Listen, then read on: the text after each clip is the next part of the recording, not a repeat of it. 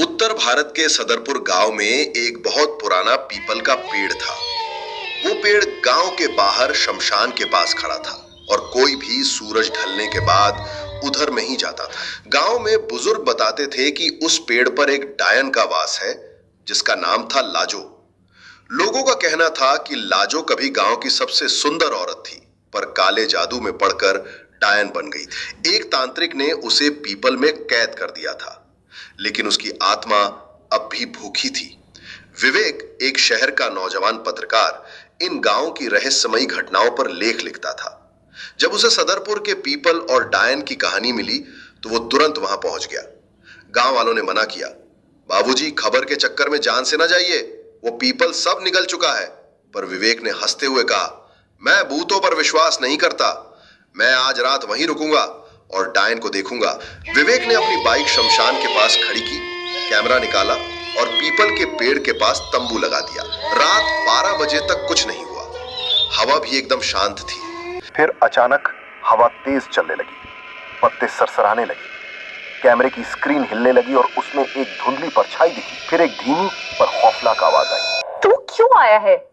मेरे जागने का वक्त नहीं और तूने मुझे जगा दिया। विवेक ने मुड़कर देखा, एक औरत सफेद साड़ी में, उल्टे पांव, लंबे नाखूनों और लटकती जीभ के साथ हवा में झूल रही थी। उसकी आंखें अंगारे जैसी जल रही थी। वो बोली, मैं लाजो हूँ, जिसकी सुंदरता ने सबको लुभाया और जलन ने मुझे डायन बना दिया।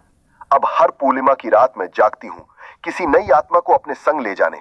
तू आया है तो तुझे भी नहीं जाने दूंगी। विवेक कांप उठा। उसने भागने की कोशिश की पर उसके पैर जमीन में धंसने लगे। डायन अब जमीन पर उतर चुकी थी और पेड़ की छाया में उसकी परछाई लंबी होती जा रही थी। विवेक ने जेब से एक छोटी भगवत गीता निकाली जो उसकी दादी ने दी थी। जैसे ही उसने श्लोक पढ़ने शुरू किए, डायन की चीख गूंजने लगी, ये मत पढ़, मुझे मत जलाओ, मुझे मेरी नींद में छोड़ दो। पर विवेक ने पढ़ना नहीं छोड़ा। डायन छटपटाने लगी और तभी पेड़ से आग की एक लपट निकली और उसकी आत्मा उसी में समा गई। सुबह गांव वाले विवेक को अचेत अवस्था में पीपल के पास पाए। उसके चारों ओर राख की गोल रेखा बनी थी और डायन का कोई निशान नहीं था। विवेक को होश आया, उसने कैमरा चेक किया, सब ब्लर था, पर एक फोटो में एक चेहरा साफ दिख रहा, लाजो का चेहरा।